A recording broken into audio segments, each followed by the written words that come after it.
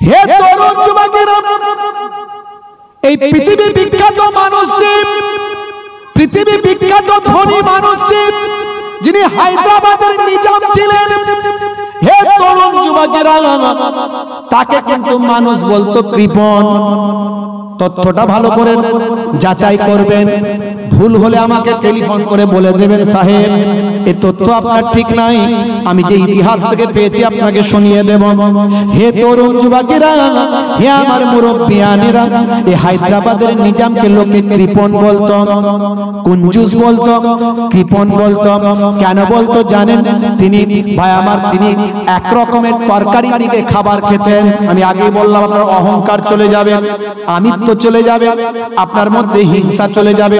ভালো করে ছোট্ট করে গল্পটা শুনুন, ঘটনাটা শুনুন, একেবারে বাস্তব ইতিহাসটা বলে দিয়ে যায়। হে তরুণ যুবকেরা, এই হায়দ্রাবাদের নিজাম এক রকমের তরকারি দিয়ে তিনি খাবার খেতেন।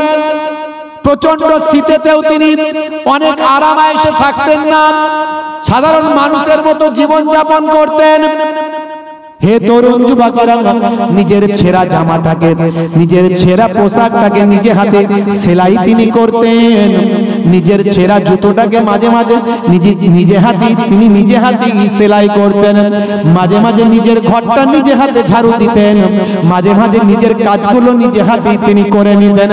হে তরুণ যুবকেরা, লোকে বলতো হায়দ্রাবাদের নিজাম নাকি কৃপণ, তাই ছেঁড়া জামা তিনি সেলাই করে পরেন, ছেঁড়া জুতো তিনি সেলাই করে পরেন।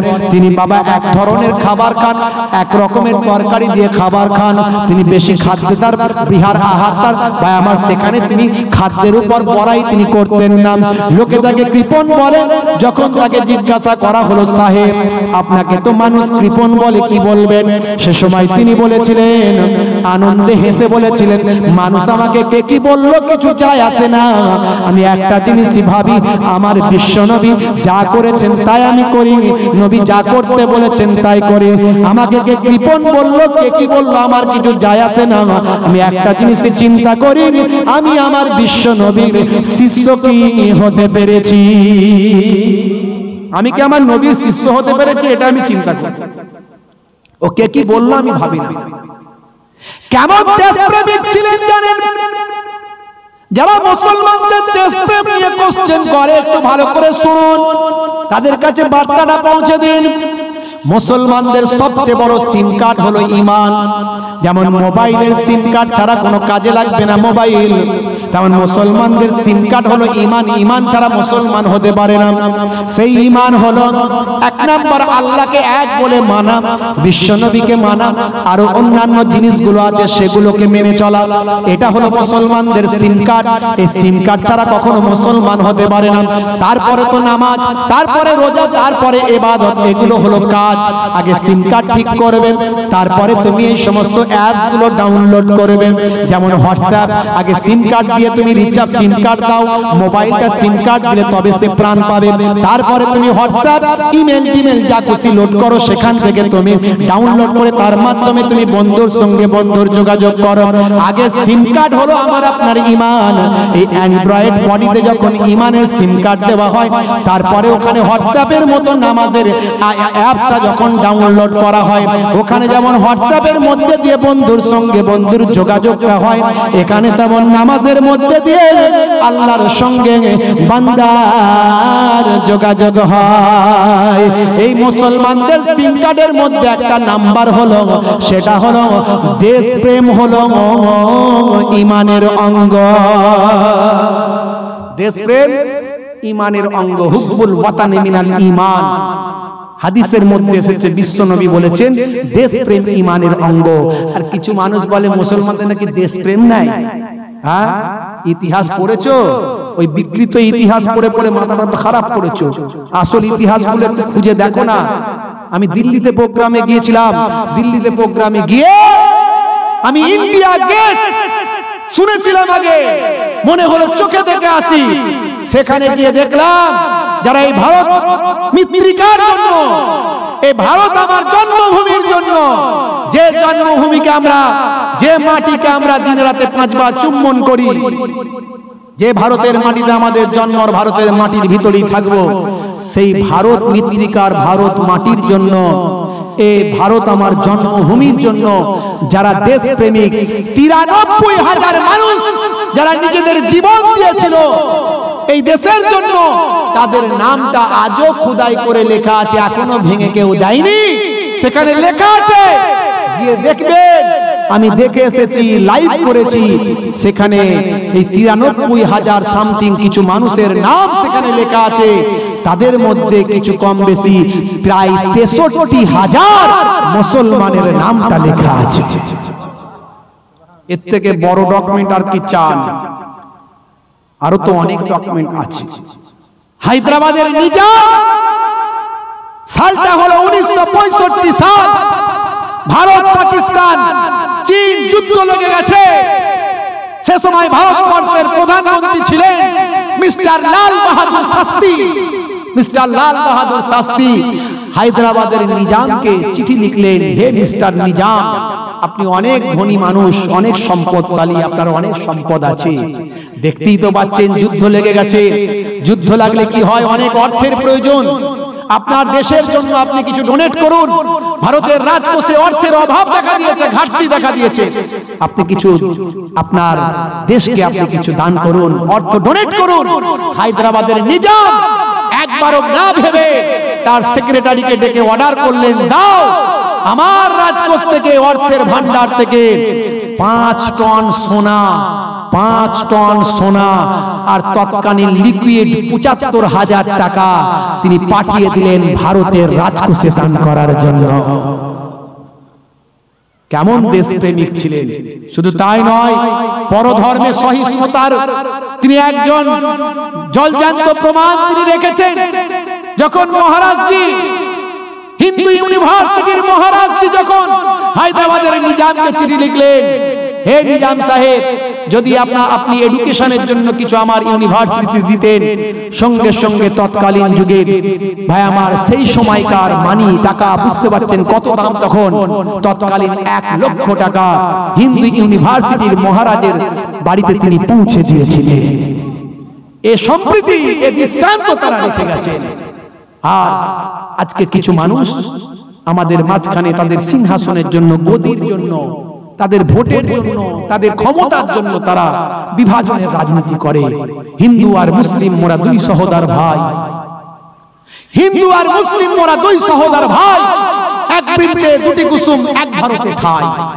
মনে রাখবেন, যখন ঝড় আসে আপনার ঘরেও যায়, আমার ঘরেও আসে। যখন বন্যা আসে আপনার ঘরেও যায়, আমার ঘরেও আসে।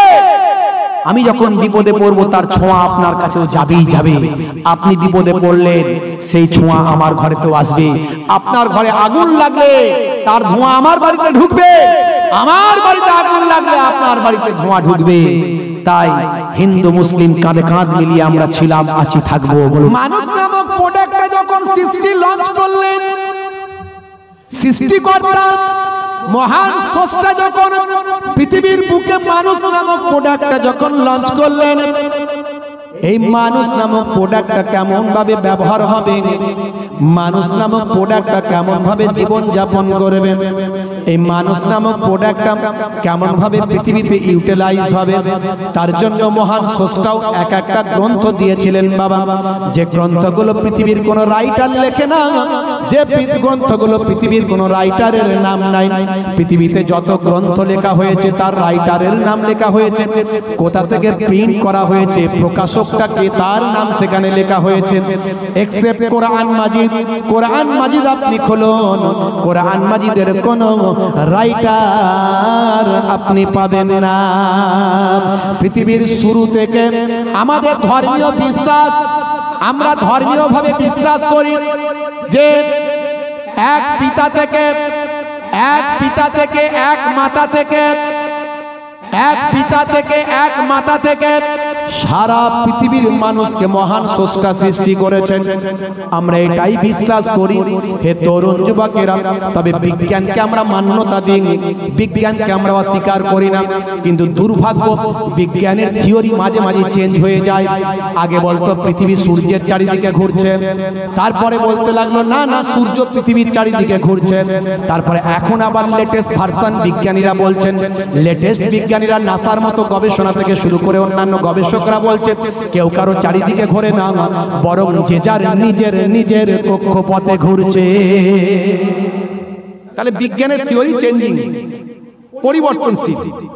তাই বিজ্ঞানকে আমরা মান্যতা দিই, কিন্তু মনে করি বিজ্ঞানের থিওরি চেঞ্জ হয়। আজ যে লেটেস্ট বিজ্ঞানী আসছেন, লেটেস্ট যন্ত্রপাতি নিয়ে আসছেন, আবার তার থেকে আরো হাই কোয়ালিটির কোন যন্ত্রপাতি নিয়ে চলে এলেন কেউ, তিনি আবার পরীক্ষা নিরীক্ষা করে বলেন না ঠিকই ছিল, একটু গন্ডগোল হয়েছে, একটু গন্ডগোল হয়েছে। কিন্তু 1450 বছর থেকে কোরআনের কোনো চেঞ্জিং হয়নি, কোনো পরিবর্তন হয়নি। 1450 বছর।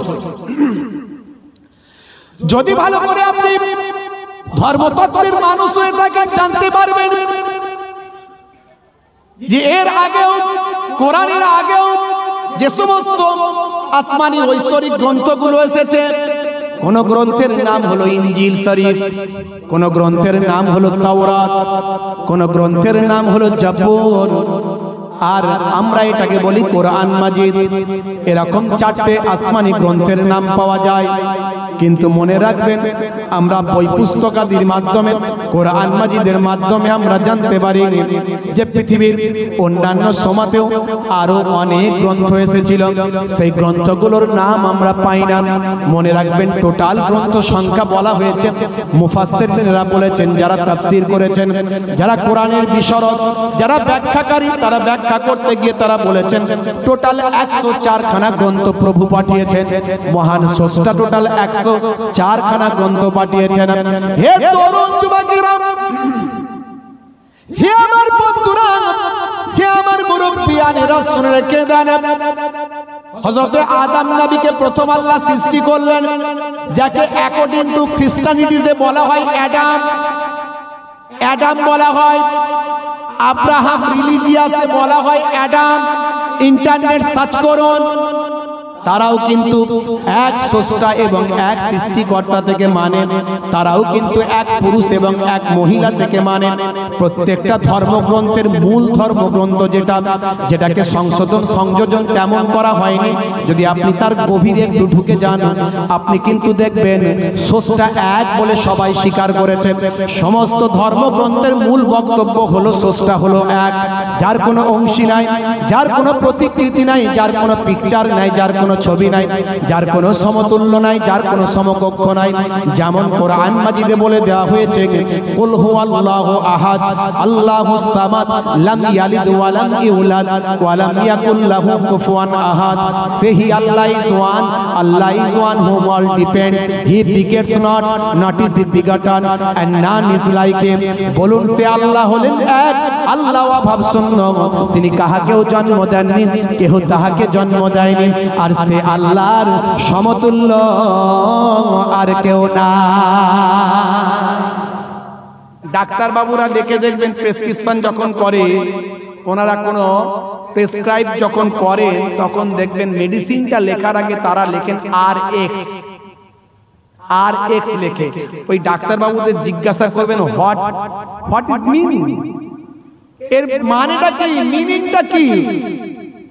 আপনি জিজ্ঞাসা করবেন, ডাক্তার বাবুরা পর্যন্ত স্বীকার করতে বাধ্য, এবং বিজ্ঞানীদের মহাবিজ্ঞানীরাও স্বীকার করে গেছেন যে আমাদের বিজ্ঞান যেখানে শেষ, সেখানে পাওয়ার অফ গড। জোরে বলুন সুবহানাল্লাহ।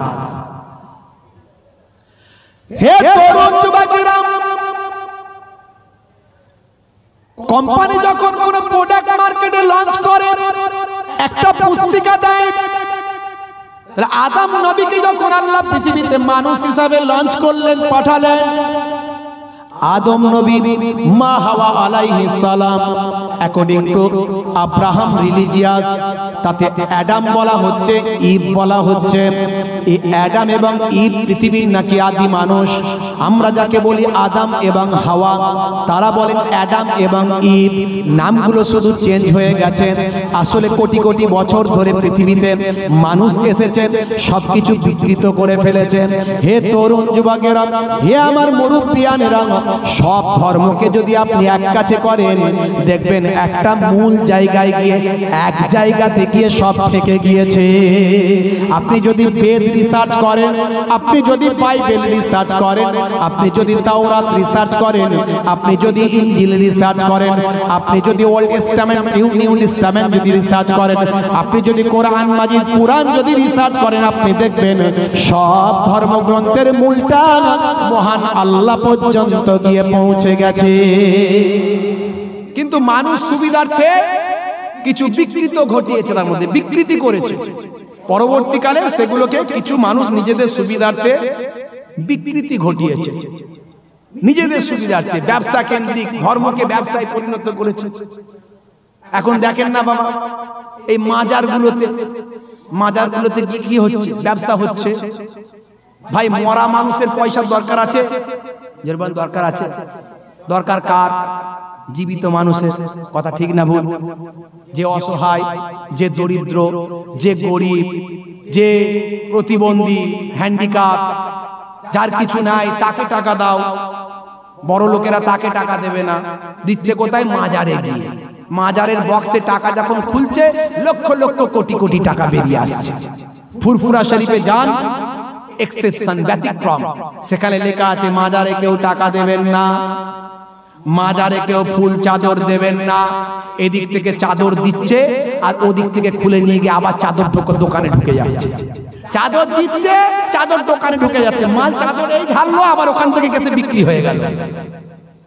রাগ করবেন না, আমি চাদর মাজার এসবের বিরুদ্ধে না, আর আমাদেরই তো ঘরে মাজারে ভর্তি, কিন্তু সঠিকটাকে মানতে হবে।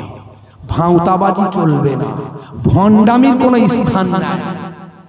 মাজার নিয়ে ব্যবসা করবেন, এটা হবে না। বিভিন্ন জায়গাতে বিকৃত হয়েছে, শুধু আমাদের মধ্যে বলবো না, সব জায়গাতে আপনি তাকিয়ে দেখুন। যার প্রয়োজন ছিল সে পাচ্ছে না। তাকে যদি বলে বাবা अल्लाह के नाम पर 2 रुपया दे दो बेटा, भगवान के नाम पर 2 रुपया दे दो बेटा, বড় লোকেরা 3 বার কপালটাকে এরকম করে ঠুকে দেয়, দিয়ে বলে मैं तुझसे बड़ा भिखारी हूं, तू पहले मुझे दे दे बेटा। কথা ঠিক না ভুল? আর সেই বড় লোকেরা গিয়ে মনে মনে করছে ভাই আমার এখানে মাজারে মৃত মানুষের কোনো দরকার নাই। আরে তিনি তো মহান স্রষ্টার কাছের মানুষ হয়ে গিয়েছিলেন। মহান স্রষ্টার আরাধনা করে, তপস্যা করে, ইবাদত করে, নির্দেশনাগুলো পুঙ্খানুপুঙ্খ মেনে নিয়ে তিনি তো মহান মানুষ হয়েছিলেন। তোমাদের মতো টাকা পয়সা তার দরকার নাই। তুমি তার কাছে যাবে, তার নির্দেশনা মানবে, তিনি কিভাবে চলাফেরা করেছেন সেগুলো জানবে, তার মতো মানুষ হবে, তাকে অনুসরণ করবে। এটা তোমার দরকার ছিল। চাইবে কার কাছে? একমাত্র স্রষ্টার কাছে, আল্লাহর কাছে, মাবুদের কাছে, স্রষ্টার কাছে, মহান সৃষ্টিকর্তা যিনি সব কিছুকে সৃষ্টি করেছেন, চাইবে তার কাছে। তা না করে মাজারে গিয়ে আমরা বলছি বাবা পীর সাহেব রক্ষে করো, বাবা পীর সাহেব আমাকে ছেলে দাও, কারবার দাও, ব্যবসা দাও। পীর সাহেব বলল দুনিয়াতে যা করার করেছি, আমার আর কিছু করার নাই রে বাবু, আমি তো কবরে চলে এসেছি, আমার আর কিছু করার নাই। দুনিয়াতে যা তোদের জন্য দোয়া করার, যা কিছু বলার দিয়েছি, করেছি। এখন তোরা আমার কাছে এসেছিস, আমার সম্পর্কে জান আর আমার মাধ্যম দে, কারণ আমি স্রষ্টার প্রিয় মাখলুক, আমি স্রষ্টার প্রিয় বান্দা, আমি স্রষ্টার প্রিয় কাছের মানুষ। আমার মাধ্যম দিয়ে স্রষ্টার কাছে প্রার্থনা কর, স্রষ্টা আমাকে ভালোবাসে, হয়তো তোদের প্রার্থনাটা শুনবেন। এটা করতে পারিস, কিন্তু আমার কাছে চাস না, আমি দিতে পারবো না, আমি কেন দেবো? দেনেওয়ালা তো আল্লাহ। সারা জীবন আমি তার কাছেই চেয়েছি, আমি যার কাছে চেয়েছি তুই তার কাছে চা। বন্ধুরা আমার, তরুণ যুবকেরা আমার, কোরআন মাজিদ আপনাকে শিখিয়ে দিয়েছে, গাইডলাইন দিয়েছে কেমন ভাবে আপনি ব্যবহার হবে, জীবন জিন্দেগি চালাবেন। ঘুম থেকে ওঠা থেকে ঘুমাতে যাওয়া পর্যন্ত যে কাজগুলো আপনি করেন সেটা সঠিক কিভাবে করবেন তা কোরআন বলেছে আর হাদিস বলেছে। মাথাটা কিভাবে আঁচড়াবেন সেটাও হাদিস বলেছে, বাবুত তারাজ্জুল খুলে দেখুন, হাদিসের একটা অধ্যায়ের নাম বাবুত তারাজ্জুল, মানে কাঙ্গি করনে কা বাব, মানে মাথা আঁচড়ানোর অধ্যায়, যেটাকে বাংলায় বললে হয় আপনি কোন দিক থেকে মাথাটা আঁচড়াবেন, ডান দিক থেকে না বাম দিক থেকে? নবী কোন দিক থেকে আঁচড়াতেন, ডান দিক থেকে না বাম দিক থেকে? চুলটা কেমন রাখবেন, কতটা রাখবেন, সেটাও আপনাকে কোরআন গাইড দিয়েছে, হাদিস গাইড দিয়েছে, সব কিছু বলেছে। আপনি ঘুমাতে যখন যাবেন, যখন ঘুমাবেন, আপনি কিভাবে ঘুমাবেন, কিভাবে ঘুমাবেন? আমরা মুসলমান জানি না, আমরা পড়ি না, পড়াশোনা করি না। কোরআন মাজিদের প্রথম ওয়ার্ড ছিল ইকরা। কি ওয়ার্ড ছিল? ইকরা। ইকরা মানে কি? পড়ো। ইকরা মানে পড়ো, ইকরা মানে পড়ো। মুসলমান পড়া বাদ দিয়ে দিয়েছে, দিয়ে একটাই করছে, পার্টি, রাজনীতি, মারপিট, দাঙ্গা, শুধু বলছে মারো মারো মারো। আল্লাহ বলেছিল পড়ো, এরা বলছে মারো। কি করে আমরা জানবো, কি করে শিখবো বলুন? হে তরুণ যুবকেরা, আপনি যখন রাত্রে ঘুমাতে যাবেন, বিশ্ব নবী আমার জানিয়ে দিয়েছিলেন ডান দিকে কাত হয়ে ঘুমাও। 1450 বছর আগে নবী বললেন যখন ঘুমাতে যাবেন তখন আপনি ডান দিকে কাত হয়ে ঘুমান। আজকের যুগের বিজ্ঞানীরা গবেষণা করে দেখলেন যে 1450 বছর আগে বিশ্ব নবী যা বলেছেন, যা শিখিয়েছেন, একদম বাস্তব শিখিয়েছেন এবং বিজ্ঞান সম্মত শিখিয়ে দিয়েছেন। কারণ বাম দিকে থাকে আমাদের হার্ট, যখন আমরা বাম দিকে কাত হয়ে যদি ঘুমিয়ে পড়ি, ঘুম হলো ছোট মৃত্যুর মতো। এই ঘুমের সময়তে আমাদের বাম দিকে যদি প্রেসার পড়ে, সারা শরীরের 70 কেজি 80 কেজি ওয়েটটা যদি আমার বুকে পড়ে যায় বাম দিকে, হার্টের উপর প্রেসার পড়লে হতে পারে হার্টের কাজ হলো পাম্পিং করে ব্লাডকে সার্কুলেশন করা, সারা শরীরের বিভিন্ন অঙ্গ প্রত্যঙ্গে পৌঁছে দেওয়া। মাথার চুলের গোড়া থেকে পায়ের নখ পর্যন্ত রক্তের সাপ্লাই করে হার্ট। এই হার্ট পাম্পিং করে সারা শরীরে ব্লাড সার্কুলেশন জারি রাখে। কিন্তু যদি হার্টে চাপ পড়ে যায়, প্রেসার পড়ে যায়, হার্ট যদি পাম্পিং করতে না পারে, তাহলে শরীরের প্রবলেম হতে পারে, অসুস্থতা হতে পারে। আজকের বিজ্ঞানীরা তাই মেনে নিতে বাধ্য হলেন 1450 বছর আগে বিশ্বনবী যেটা শিখিয়েছেন সত্য, একেবারে বাস্তব এবং বিজ্ঞান সম্মত শিখিয়েছে। নবী যা শিখিয়েছেন, কার কথা শিখিয়েছেন জোরে বলেন? আমার আল্লাহ কোরআন মাজিদে বলছেন, মা ইয়ান্তিকু আনিল হাওয়া ইন হুয়া ইল্লা ওয়াহিয়ুন ইউহা। আমার নবী নিজের ইচ্ছায় কোনো কথা বলেন না, যতক্ষণ না আমি আল্লাহ ওহী দিয়ে না জানিয়ে দিই। অর্থাৎ আমি আল্লাহ তাকে যেটা বলতে বলি, তিনি কেবল সেটাই পৃথিবীর মানুষকে বলে। বন্ধুরা আমার, তরুণ যুবকেরা, তাহলে আমার আল্লাহ কোরআন মাজিদ দিলেন, আমার আল্লাহ বিশ্ব নবীকে দিলেন, মানুষের গাইডলাইন দিলেন কিভাবে মানুষ ব্যবহার হবে, কিভাবে খাবে, কিভাবে ঘুমাবে, কিভাবে মাথা আঁচড়াবে, কিরকম পোশাকটা পরবে, কিভাবে হাঁটবে। হে তরুণ যুবকেরা শুনে রেখে দেন, এরকম অনেক উদাহরণ আমি দিতে পারি, বেশি উদাহরণে আমি যাব না। তবে মনে রাখবেন, কোরআন মাজিদ হলো সর্বশেষ গ্রন্থ। হে ভাইরা আমার, তরুণ যুবকেরা, সর্বশেষ গ্রন্থ হলো কোরআন মাজিদ। পৃথিবীতে তার আগে 103 খানা আসমানি গ্রন্থ এসেছে, যেটা মহান প্রভুর কাছ থেকে পৃথিবীর মানুষের জন্য গাইডলাইন হয়ে এসেছে, সংবিধান হয়ে এসেছে। হে তরুণ যুবকেরা, ঈসা নবীর কাছে এসেছে ইনজিল, মুসা নবীর কাছে এসেছে তাওরাত, দাউদ নবীর কাছে এসেছে জব্বর। আমরা সমস্ত নবীদের বিশ্বাস করি, মানি, সমস্ত কিতাবগুলো, বইগুলোকে আমরা, গাইডলাইন গুলোকে বিশ্বাস করি এবং মানি। এরকম 104 খানা টোটাল কিতাব। মনে রাখবেন, অন্যান্য নবীদের সময়তে যে গ্রন্থগুলো এসেছিল মানুষ নিজেদের সুবিধার্থে বিকৃত করেছিল। তখন মুখস্থ করার সিস্টেম ছিল না, মানুষ নিজেদের ইচ্ছা মতো, সুবিধা মতো সেখানে গোঁজা গোজামিল দিয়ে আবার সেখানে ভাই আমার ব্যাখ্যা মানে ইত্যাদি ইত্যাদি ভুল করেছিল, নিজেদের মন মতো কিছু গোজামিল দিয়ে সেখানে কিছু সংশোধন সংযোজন করে দিয়েছিল, এইভাবে বিকৃত হতে শুরু করেছিল।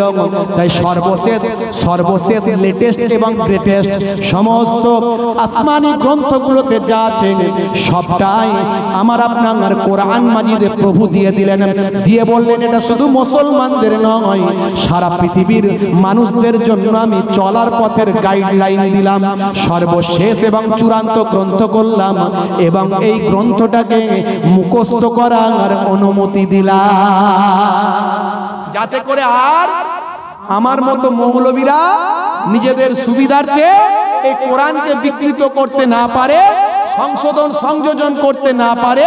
কারণ আমি যদি সংশোধন সংযোজন করার চেষ্টা করি কোরআনের পণ্ডিত হয়ে, পৃথিবীতে কোটি কোটি হাফেজ আছে যারা প্রতিনিয়ত কোরআন মুখস্থ করছে, তারা ধরে নেবে যে এই বেটা নিজের সুবিধার্থে কোরআনে কিছু গোজামিল দিয়েছে, কিছু সংশোধন সংযোজন করে ফেলেছে। তাই পৃথিবীর বুকে 1450 বছর থেকে একেবারে অক্ষত অবস্থায়, যার কোনো সংশোধন সংযোজন নেই, সেটা একমাত্র এক্সেপশন বুক, সেটা হলো কোরআন মাজিদ। যদি আগুন লেগে ধ্বংস হয়ে যায়, ধ্বংস হয়ে যায় পৃথিবীর সব বইয়ের দোকান, তবু বিশ্ব থেকে হারাবে না পবিত্র কোরআন। জোরে হবে না? করবে কোরআন, করবে কেমন করে কোরআন ধ্বংস আগুনের তেজ, করবে কেমন করে কোরআন ধ্বংস আগুনের তেজ, আছে বিশ্বে ভরা অগণিত কোরআনে হাফেজ, তারা ছাপি আসমানি গ্রন্থ, তারা ছাপি আসমানি গ্রন্থ, বাঁচাবে ইসলামের সম্মান, তবু বিশ্ব থেকে হারাবে না পবিত্র কোরআন। জোরে হবে না? বন্ধুরা আমার, সেই কোরআন মাজিদ সর্বশেষ চূড়ান্ত একেবারে লেটেস্ট এবং গ্রেটেস্ট গ্রন্থ হিসাবে মানুষ কিভাবে ব্যবহার হবে, কিভাবে চলবে, তা সেখানে বলে দেওয়া হয়েছে। আর তার ব্যাখ্যা গ্রন্থ হলো হাদিস এবং জীবন্ত কোরআন হলেন বিশ্বনবী। জোরে বলুন সুবহানাল্লাহ। وقال النبي صلى الله عليه وسلم لا تكاثروا ولا تدابروا ولا تباغضوا ولا تحاسدوا وكونوا عباد الله إخوانا إلى آخر الحديث أو كما قال عليه الصلاة والتسليم। শ্রদ্ধেয় সম্মানীয় আজকের সভার সভাপতি, মঞ্চে উপবিষ্ট সুধীজনেরা, এলাকার বিশিষ্ট ব্যক্তিবর্গ,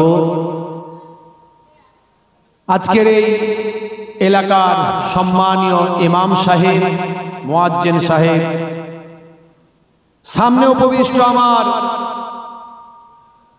পিতৃতুল্য বাপেরা, মাইক্রোফোনের আওয়াজে কান লাগিয়ে আছেন আমার ভাইরা, বন্ধুরা, জননী মায়েরা, বোনেরা, জাতি ধর্ম বর্ণ নির্বিশেষে শ্রোতা বন্ধুরা, প্রত্যেককে আমি শ্রেণী বিশেষ আন্তরিকভাবে অন্তরের অন্তঃস্থল থেকে সালাম, শুভেচ্ছা, ভালোবাসা জ্ঞাপন করি। মহান স্রষ্টার করুণা সকলের উপর নেমে আসুক, বলুন আল্লাহুম্মা আমিন। আজকের এই তেঘরিয়া গাজনা গ্রামবাসী বৃন্দের পরিচালনায় প্রতি বৎসরের ন্যায় বাৎসরিক ইসালে সওয়াবের একেবারে সমাপনী সময়ে আমরা উপস্থিত হয়েছি, শেষ লগ্নে উপস্থিত হয়েছি। কিছু সময়ের মধ্যেই আখেরি মোনাজাত হবে, দোয়া হবে। সকাল 11টা থেকে শুরু হয়েছে, রাত্রি 11টা পর্যন্ত বলেছে, কিন্তু 3 ঘন্টা তো আমি করব না। আমার পরে কেউ আছে নাকি? কেউ নাই। আমি তো 3 ঘন্টা করব না। 8:30 থেকে বলেছিলাম, তো আমাকে ভাইয়েরা আগেই তুলে দিয়েছে 2 ঘন্টার বেশি পারবো না, কারণ আমি এমনি অসুস্থ আছি। তো যাই হোক,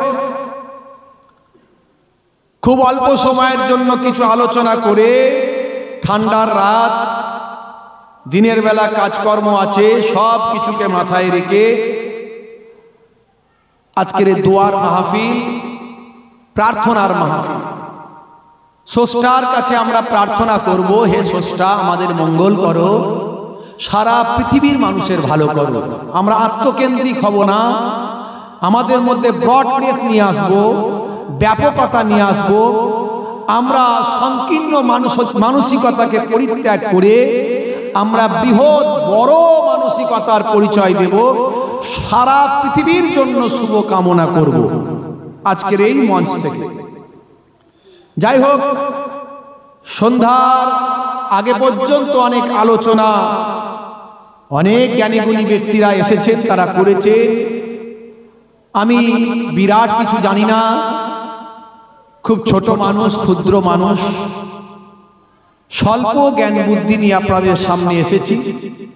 ফুরফুরা শরীফ ছোট হুজুর পীর কেবলা রহমাতুল্লাহ আলাইহির মেয়ের ছেলে নাতি, আর পীরনগর পীর সাহেবের ছেলের ছেলে পোতা, এই দুটো দরবারের, দুটো খানদানের আমি অতিথি হিসাবে, সেই যে বংশ পরম্পরায় একদিকে আহলে বায়াত পর্যন্ত, শেরে খোদা আলী পর্যন্ত, আর একদিকে খলিফায়ে আউয়াল সিদ্দিকে আকবর আবু বকর সিদ্দিক পর্যন্ত রাদিয়াল্লাহু তাআলা আনহুম আমাদের কুরসি নামাতে আছে। আমি সেই খানদানের ছিটে ফোটা নগণ্য এক সন্তান, সেই খানদানের ছিটে ফোটা রক্ত আমার শরীরে আছে। আমি অধম গুনাহগার পাপী, একেবারে নিকৃষ্ট মানুষ আপনাদের সামনে এসেছি।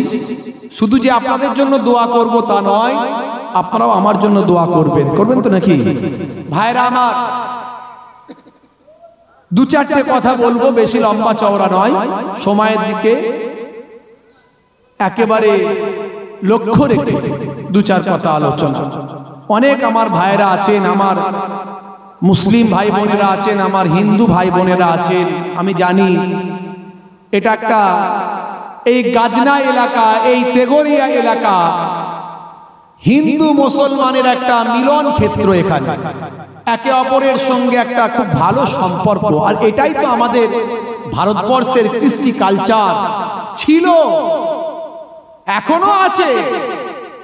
এটাই বাংলার কৃষ্টি কালচার ছিল, আছে, এখনো আছে। কিছু মানুষ তারা চায় যে সম্পর্ক নষ্ট হোক, কিন্তু আমরা হতে দেব না।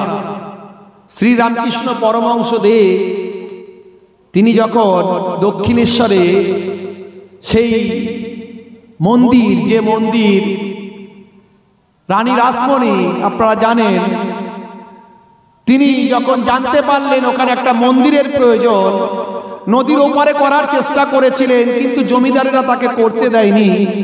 জানি না আমি ইতিহাস ঠিক বলছি কিনা, আপনারা যারা হিন্দু মহোদয় আছেন, জ্ঞানীগুণী মানুষ আছেন, তারা আরো ভালো জানবেন। ভুল হলে আমাকে নক করবেন, বলবেন, আমি পরে শুধরে নেব। তো তখন তিনি এপারে করলেন, এবং করার পরে ওই আশেপাশে মোল্লা পাড়া ছিল, মুসলিমদের পাড়া ছিল, মুসলিমদের সঙ্গে একটা যোগাযোগ, সেখানে মাজার ছিল, মসজিদ ছিল।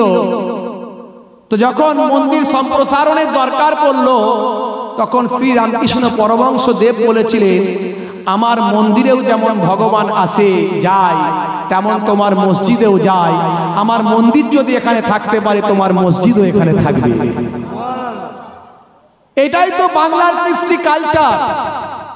ফুরফুরা শরীফে আজও আমাদের ওখানে প্রচুর হিন্দু ভাই বোনেরা যান, তাদেরকে আমরা নিজেদের ভাই বোন হিসাবে দেখি।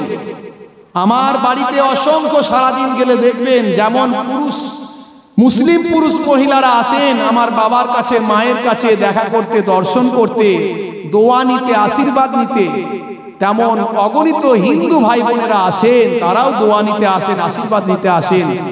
বাবা সকলকে সমান চোখেই দেখেন, একইভাবে বসান, একইভাবে আপ্যায়ন করেন। বন্ধুরা আমার, এটাই আমার ইসলাম বলেছে, এটাই বিউটি অফ ইসলাম। আজকে ইসলাম নিয়ে কিছু মানুষকে ভুল বোঝানো হয়, ভুল ব্যাখ্যা করা হয়, ভুল এক্সপ্লেন করা হয়, ভুল তরজমা মানে করা হয়, ট্রান্সলেশন করা হয়। কিন্তু সঠিক মানুষের কাছে গেলে সঠিক এক্সপ্লেনেশন পাবেন, সঠিক ট্রান্সলেশন পাবেন, সঠিক ব্যাখ্যাটা পাবেন।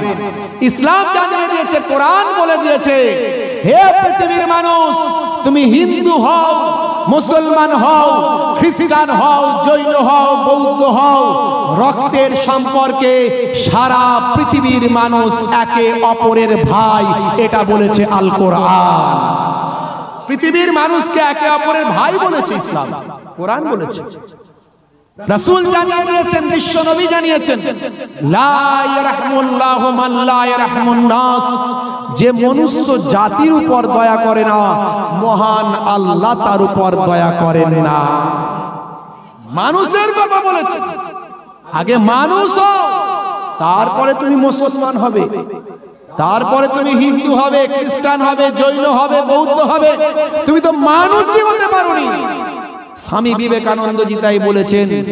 স্বামীজি মহান ধর্মগুরু, যার বাণীগুলো আমি এরকম মঞ্চে সব জায়গায় বলি, শুধু আজ বলে নয়, সব জায়গাতে বলি, স্বামীজির কথা বলি। এবং আমি ঠিক করেছি, আমার যে প্রতিষ্ঠান আছে আপনারা গেলে দেখতে পাবেন, এতিম দুস্থ অসহায় বাচ্চাদের নিয়ে এসে আমি সেখানে পড়াশোনা করাচ্ছি। সেখানে যে আমার বাউন্ডারি আছে, সেখানে আমি ঠিক করেছি বাউন্ডারিতে খুব তাড়াতাড়ি কালারিং হবে, রং হবে, রং হওয়ার পরে সেখানে মনীষীদের বাণীগুলো লেখা হবে। যেমন সেখানে কোরআনের কোটেশন থাকবে, যেমন সেখানে হাদিসের কোটেশন থাকবে, সেখানে স্বামী বিবেকানন্দজির বাণী থাকবে এবং রামকৃষ্ণজির বাণীও আমি সেখানে লিখে দেব। ঠিক করেছি, এটাই তো আমার ইসলাম শিখিয়েছে।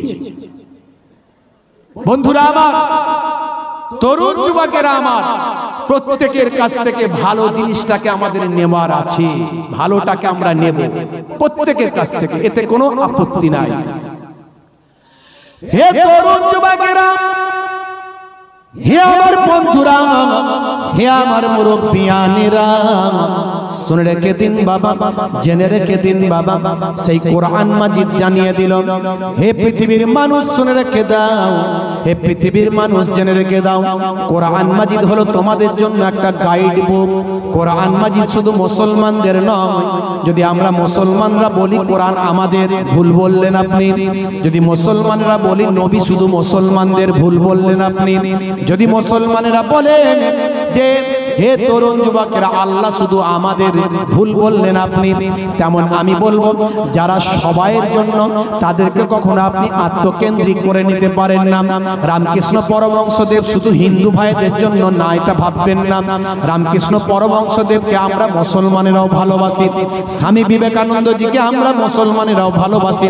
তাদের কাছ থেকে অনেক কিছু নেওয়ার আছে, তাদের কাছ থেকে অনেক কিছু জানার আছে। হে তরুণ যুবকেরা, হে আমার বন্ধুরা, হে আমার মুরব্বিয়ানেরা, কোরআন মাজিদ এসেছিল সারা পৃথিবীর জন্য। ইসলাম শান্তির কথা বলে। ইসলাম শব্দটা আরবি শব্দ, যার মূল শব্দ হলো সিলমুন।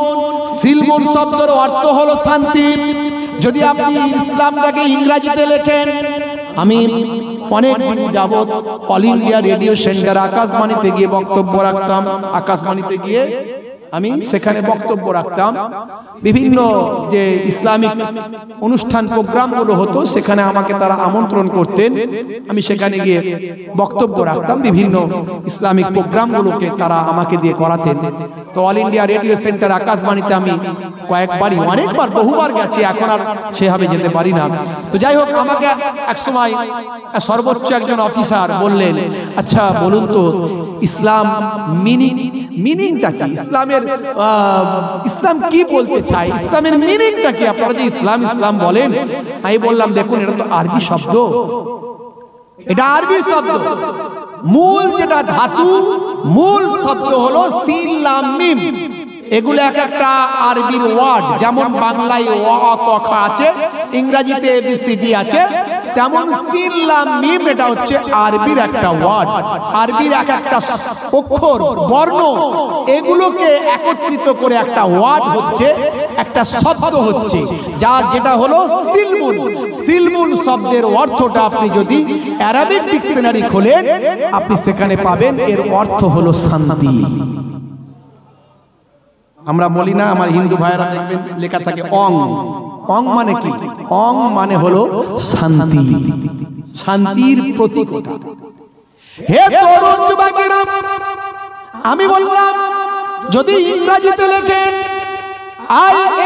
ISLAM ইসলাম, আপনি যদি ইংরেজিতে এইভাবে ব্যাখ্যা করেন ISLAM Islam, I for S for sword, L for love, A for wall, M for mankind, I should love all mankind, অর্থাৎ আমার উচিত সারা বিশ্বের মানুষকে ভালোবাসা। হে তরুণ যুবকেরা, হে আমার মুরব্বিয়ানেরা, বন্ধুরা, তরুণ যুবকেরা, শুনে রেখে দিন বাবা, জেনে রেখে দেন। আমি এইভাবে একটা উদাহরণ দিয়ে বলি, কোম্পানি যখন কোনো প্রোডাক্ট মার্কেটে লঞ্চ করে তখন সেই প্রোডাক্টের কিভাবে ব্যবহার করা হবে তার জন্য একটা গাইড বুক সঙ্গে দেয়। কথা ঠিক না ভুল বলেন? একটা গাইড বুক সঙ্গে দেয়।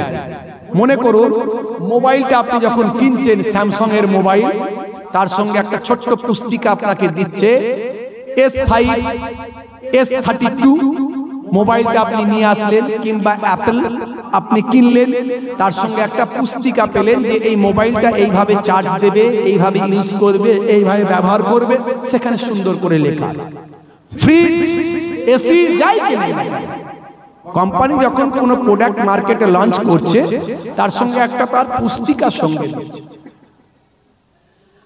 ইনশাআল্লাহ বন্ধুরা আমার, তরুণ যুবকেরা আমার, আমি আপনাদের কাছে যেটুকু তুলে ধরার চেষ্টা করেছি তার মূল বক্তব্য ছিল যে স্রষ্টা যখন মানুষ সৃষ্টি করেছেন তার একটা সঙ্গে একটা গাইড বুক দিয়েছেন। সেই বইতে লেখা আছে কেমন ভাবে আপনি জীবন যাপন করবেন। তার কয়েকটি দৃষ্টান্ত আমি তুলে ধরে শেষে হায়দ্রাবাদের নিজামের কথা দিয়ে আমি উপসংহার শেষ করলাম। যাই হোক, আল্লাহ রাব্বুল আলামিন আমাদের যেন সঠিক পথের দিশা দেন এবং আমরা যেন সঠিকভাবে জীবন যাপন করতে পারি, সুস্থভাবে জীবন যাপন করতে পারি। প্রত্যেককে 3 বার সূরা ফাতিহা, আলহামদুলিল্লাহ শরীফ, 3 বার সূরা ইখলাস, কুল হুয়াল্লাহ শরীফ, 3 বার দুরূদ শরীফ পাক তেলাওয়াত করে আখেরি মোনাজাত হবে, প্রার্থনা হবে, দোয়া করা হবে, সমস্ত সবাইয়ের জন্য মঙ্গল কামনা করা হবে। যে যেখানে আছে পাক মাহফিলে চলে আসুন, মোনাজাত হবে।